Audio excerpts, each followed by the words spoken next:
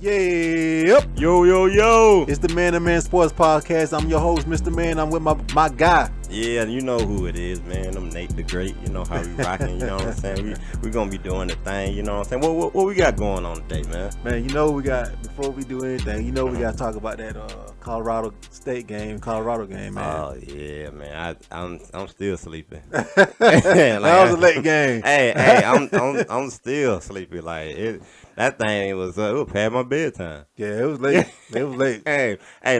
But that shows you the prime effect, though. Yeah. Because I wouldn't be literally staying up just to watch any game. When, you know, Pac-12 or the Big Ten to come on, I was just like, nobody ain't watching no game. You know what I mean? You know, before we get deep into it, man, people said I've been a Colorado fan since 2023.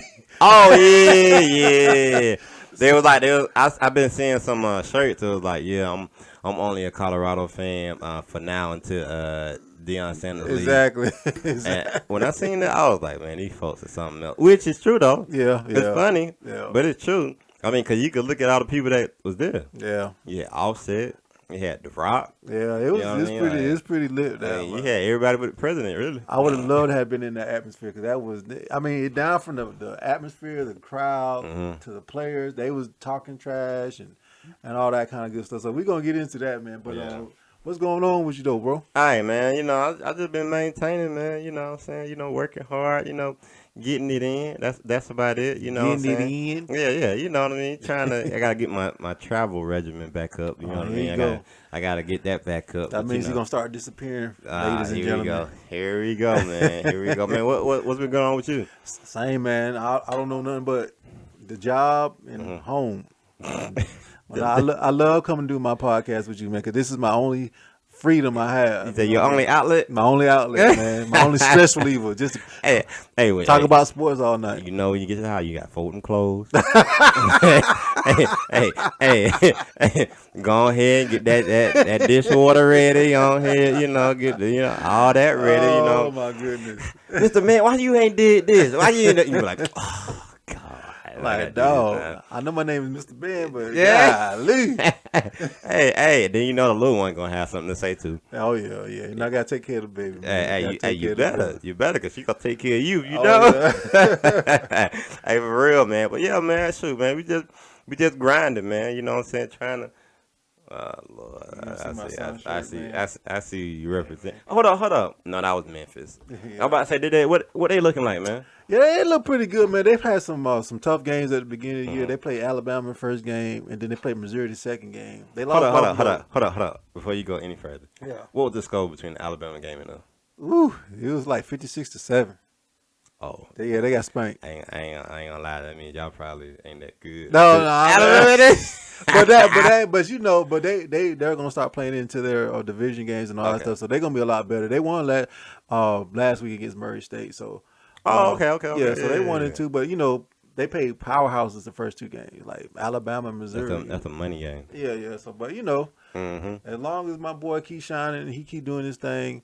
I'm wearing this shirt to support him today. Yeah, you know what I'm saying? Because I know he feeling a little down and out, but I'm always gonna support him no matter what the circumstances. That's all my children, but he got a lot on his shoulders, and I just want to tell him I'm proud of him and keep grinding, son. Keep grinding. Your time. Yeah. Hey, whenever you about to break, that's usually when your come through is about to come through. Exactly. If that make any sense. Absolutely. Your come through is about to come through. Absolutely. 3 times. You come through.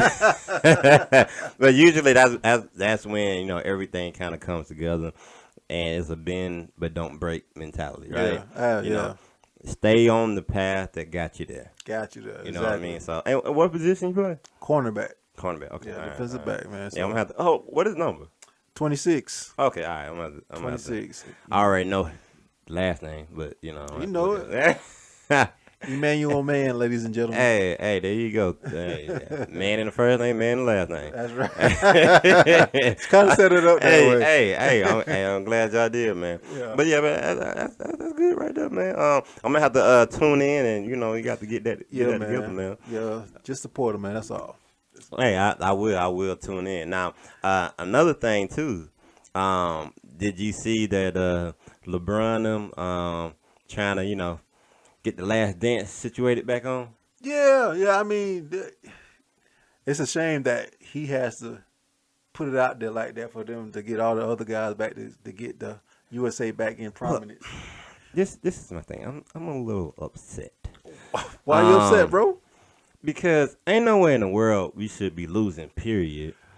And we got the best basketball in the world. Well, I agree with you. Like, I agree with you. Like, honestly, I get it. Old buddy came out with the, what y'all call it, world championship and all that type of stuff. But my thing is this.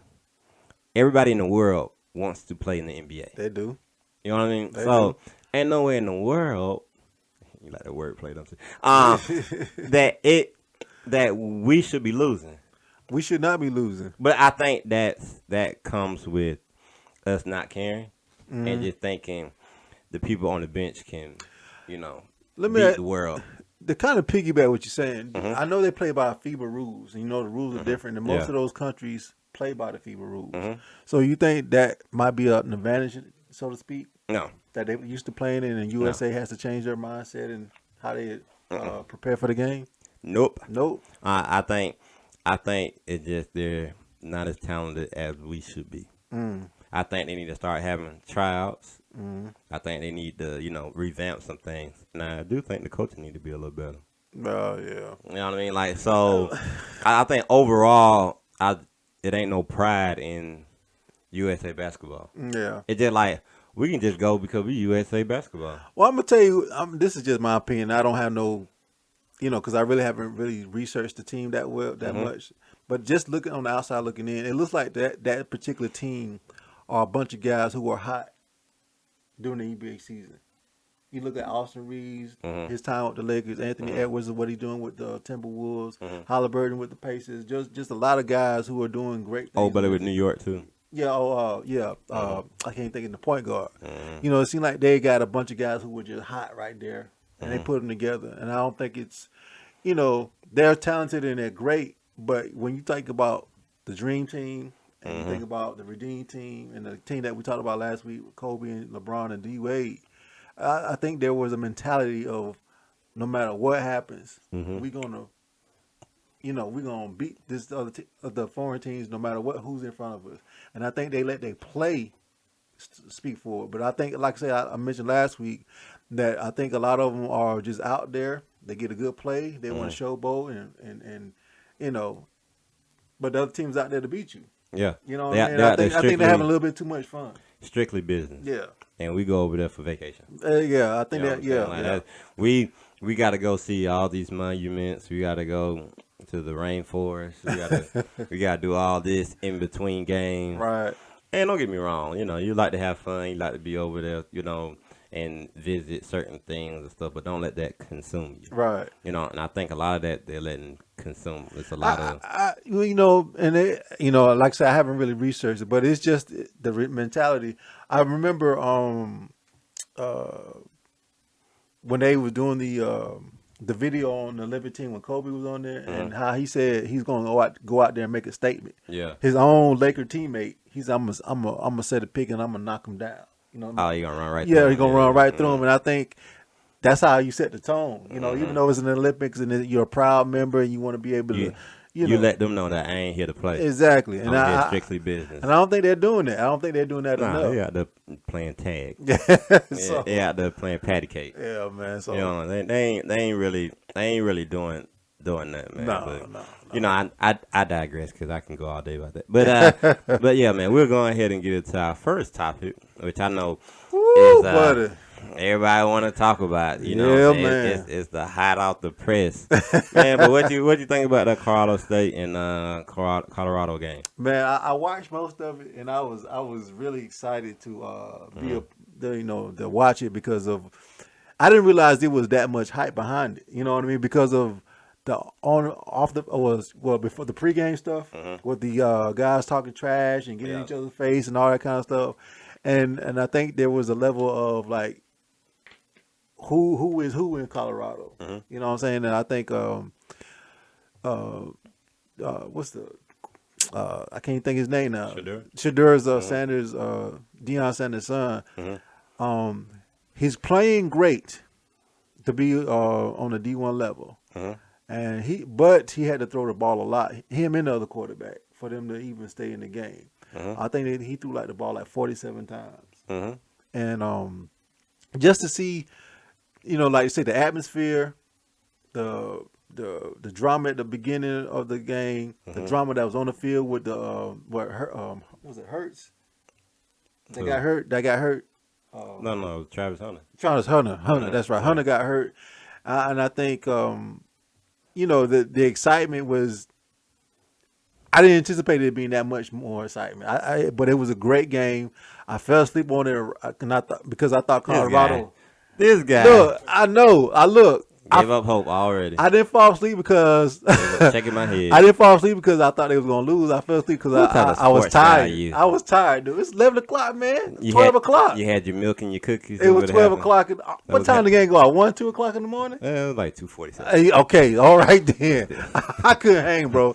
But when I woke up to see in the middle of the night, I see that they had came back and won. So and like I mentioned before, I think Colorado can hang with a lot of teams. They could put up points. You can see they put up points in the first 3 games. But again, as you can see, they gave up a lot of points. So I think once they get the chemistry down and get the kinks out the way, they'll be okay. But I will say this. If they play like they play by giving a whole bunch of points up to USC and Oregon, they might lose those 2 games. Well, I'm put it like this. I don't really too much agree with what you're saying. On what part? Well, buddy, let me get to it. I'm just saying. So my thing is this. From the overall atmosphere, that's what Deion gonna bring. He gonna bring the rock. He gonna bring offsets. You know who was there that don't really even be in the limelight? Kawhi Leonard. Oh yes, Kawhi Leonard was there. You had Chauncey Billups. You had Kyle Lowry. you had Lil Wayne. You know what I'm saying? Like it's a plethora. And that's the people that we saw. Yeah. You know what I'm saying? Like you had Key Glock. You might not know who that is. You're a little old, but I my thing. Don't, y'all. but my thing was this. It's the environment. He makes it into a gotta see TV environment. Absolutely. You know what I mean? Like. Literally, Colorado has, 18 million. What he's brought to that whole city. You know what I mean? Like, so he's building that whole situation up, so people know what he's gonna do. So really, it's all about the game, right? So, and when we get to the game portion, I think they took him they underestimated him. They thought they was gonna come out there and and pretty much just. Well, Colorado, you think Colorado underestimated Colorado State? Yes. Oh, okay. Yeah. Okay. And I think Colorado State came in with a great game plan. Yeah, they did. The guy backed this talk. Now, do I feel like it was a lot of head hunting? Yes. Yeah. But they came out, man. They did what they supposed to do, and they actually outplayed Colorado for most of the game anyway. But the only thing that I agree with you on is, yes, it will be tougher if they play that way against Oregon and USC. Yeah. But if you don't know by now, don't underestimate Deion Sanders. And just because they didn't play up to their ability this game, don't mean that, hey, when they play Oregon, USC, that Shedeur Sanders gonna be he's gonna have to be a better player because he ain't gonna have Travis Hunter. Travis Hunter's gonna be out for 2 to 3 weeks. Yeah, which is good to hear that he's okay. Okay, but I don't see them giving up the same amount of points. Now Oregon will score because it's just based on their offense. Yeah, but I don't think it's gonna be like Colorado State. Well, don't get me wrong. I know I sound like I don't trust or believe in Colorado. Yeah, what I'm saying is, like, obviously, if we want to be transparent, everybody knows, looking at this podcast, on why we going for Deion Sanders. Well, you can trick me. You can trick me, sir. We see all the hate, but obviously we're pulling for Deion. I'm just looking at the reality of it. They cannot afford to play like that against those teams because it'll definitely cost them if they do. Question. Yes, sir. Do you see, and I'm going to see how true you are to the game. Do you see Colorado winning one of those games against Oregon or USC? It's a yes or no. Ain't no answer. It's a yes or no. I know. I want to believe in my boy Dion. I really do. I just, I'm gonna say yes because that's what I want for him. But the reality for me is they can't afford to give up 30, 40 points a game. They just can't do that. Well, my thing is this, and a lot of people might be asleep on this take, but I think that Colorado have a better chance beating USC than they do Oregon. USC ain't really, I mean, besides Caleb, the quarterback, the Heisman front runner, USC ain't really showed me too much of nothing. Well, I probably they defense suspect too. I'll probably give you that. I'll probably give you that one. Now Oregon, they showed me who they are because they always been a high power offense and defense just bend and don't break, right? Yeah. So you kind of know who they're gonna be, and in Oregon they always play well, so you know what they're gonna do when they go up there. So it's one of those things where I'm looking at percentages wise. If I was a betting man, I would take, Colorado, USC first before I did Colorado and Oregon. Yeah. And you're looking at, you got Bo Nixon, which he's been with every team. It seemed like Hey, in the college football league, right? Yeah, Auburn. Let me go down the line. I mean, he's been with a lot of teams. But I mean, I do think overall, Colorado will make a bowl game. Yeah, I believe that. And next year, they would do even better. Well, yeah, most definitely. Like I say, just the money alone, recruits are gonna come here. Oh yeah. And guys are gonna get NIL deals just because they're at Colorado now. You know what I'm saying? The money is there, so that's gonna solve all the problems. And even if the money wasn't there, DM's gonna bring the money there. Yeah. Oh, most definitely. Yeah. Most definitely. I think the game got a little bit. I think the media does this, but they made it more about what was going on the field. Outside of the play of the game. With the trash talking and all that stuff. I'm not gonna lie, it was entertaining. Oh, of course, it was almost like WWE. Oh, of course, you knew they weren't gonna hit you, but they'll fake like you got hit. Well, speaking of hit, why do you think that boy did not get thrown out for targeting? That was targeting. Yeah. I mean, because that was blatant and that was definitely intentional. This one I think. Because of who he was, because of what team he was on, I feel like it was the other way around. Deion would have been known for being dirty, and the play would have got kicked out because it would have. I don't care what you say.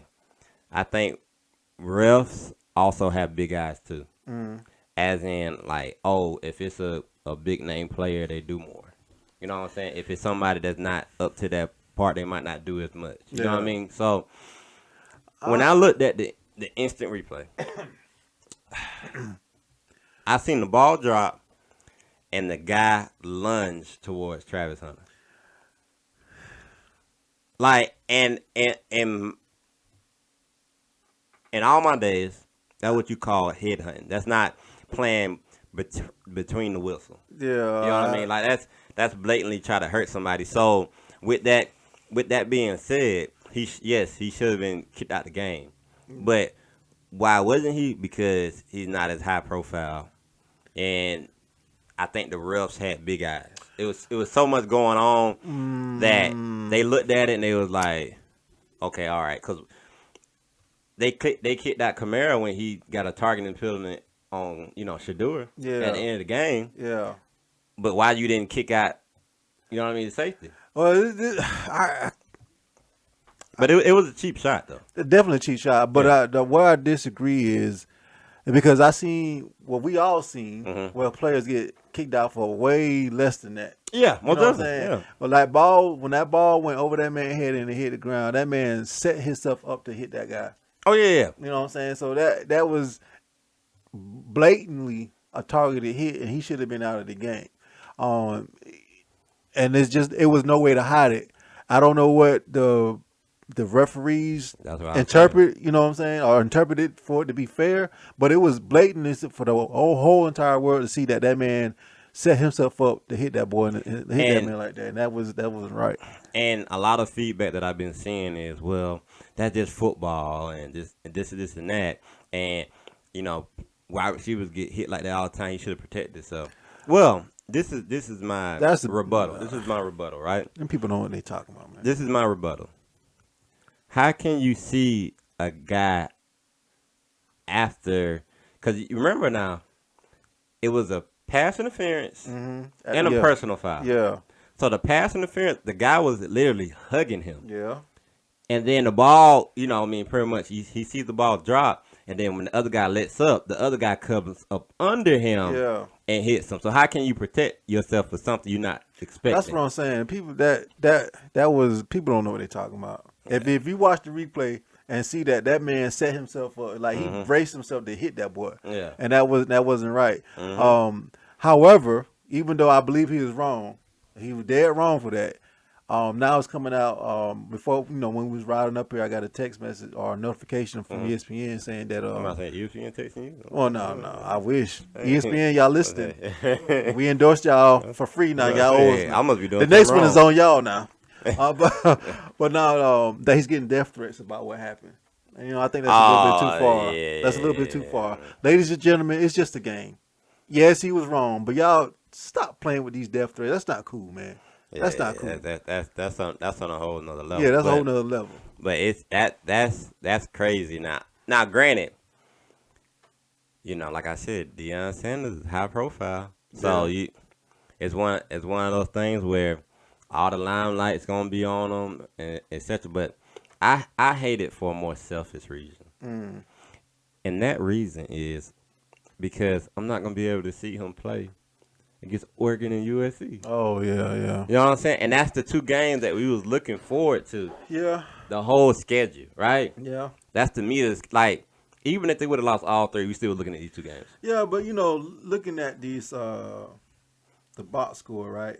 They still play. They still have some receivers that came in, like Horn. Xavier Weaver had 9 receptions. Michael Harrison had 7. Jimmy Horn had 7. Tavares Dawson had 5. Travis Hunter had 2 before he got hurt. But they seem like they still got some weapons they can go out there. Now that tight end showed up. Yeah, almost definitely. Yeah, the tight end now I didn't even know where he came from. Yeah. You know what I'm saying? So they got some dogs now. Don't get it twisted now. They got some dogs. So that's one of them things where we all was wondering, well, if Travis Hunter got hurt or Shador got hurt, what was going to happen? That's just going to be my next question to you. The dynamic of what Shador brings to the field, right? Not only we could tell he can pass the ball and he can run a little bit. Because the offense is so much catered around him and what he can do with the football. How much of a change does Colorado have when he's not in the game because he's hurt or whatever the case may be? It's about Travis Hunter? Shador. Because Shador? Yeah. Well, if he get hurt, they over with. They done. I mean, but if you look at 99.9% of college football, how many guys that starters, Heisman front runners, that you can replace and still have the same offensive output? Not many. We can see. So Caleb from USC. Yeah. If he get hurt, ain't nobody gonna do the same thing behind him. No. So I mean, that's kind of prevalent. Yeah. Without that whole situation. Now you talking about Travis Hunter. I think from an offensive standpoint, they won't miss him as much. But from a defensive standpoint, oh yeah, because he played defense too. Yeah. He takes up one side of the field. Yeah. They don't throw on one side of the field. Yeah. You know what I mean? So that's a defensive weapon. It's a good point. You know what I mean? That's a good point. So from that standpoint, that's a bigger hit. Yeah. You know what I mean? So, and you see, Dion was talking to the other cornerback that came in for him the whole game. Like, you had to coach him up. Hey, do this, do that, do that, do this, do this, do that. And Travis Hunter, he shut down. So now, instead of you worrying about, 11 people, you really only worry about 10. Yeah. Because he's shutting down one half of the field. Yeah. I mean, overall, man, that was I really enjoyed the game. What I did see, and if I'm being I like honest, the fights. I like when Shador did the little Bobby Boucher. He poked everybody's eyes out. He was trying to get in that. Yeah. Sticking the finger. Hey, I was like, did he hit him with the spirit fingers or did he poke his eyes out? Like, he was trying to get them fingers in that face. I was like, where in the world you got going on? But overall, I do think the Colorado experiment is a success, whether they win or not. So far, yeah. I know, whether they win or not. Yeah. It's a success. Like, I mean, so far, whatever, but if they win or not, it's still a success. Yeah. Because Dion ain't going to be down for long if you no, not at all. Not at all. And they're going to have, one more word, next year they're going to have top 5 recruiting class coming in. I will go with that. I mean, because of one reason. What? Prime time. Oh, yeah. Everybody going to come there. Prime time. This would be my dream matchup. Just because I know the tabloids and the media would eat it up. Colorado versus Florida State. That would be a tremendous setup right there. I would love it. Matter of fact, that brings me to my question. Okay. Who you think is the front runner right now? For college football, like to be in the national championship? That's a good question, man. Because Alabama is straight trash. I did that. Well, Georgia ain't looking that impressive. It's crazy. It's crazy how Alabama still finds a way to be in the conversation. I don't understand. I think this year is like, they went through all 3 quarterbacks. Yeah. All of them. Like they should have stuck with the first with Jalen. Yeah. To be honest. Well, I think of course you got Georgia. I'm still gonna ride with Georgia. I'm a Georgia boy. They ain't Go looking Dogs. good at all though. Yeah, they are struggling a little bit. They're taking a struggling while. It's taking a while to get the groove going on. I don't know why they waiting so long or what's taking them so long to get on. Get the mojo back. Get the mojo back. Maybe they're satisfied. Maybe they're And then Texas. So can you really respect Texas now because of the struggling of Alabama?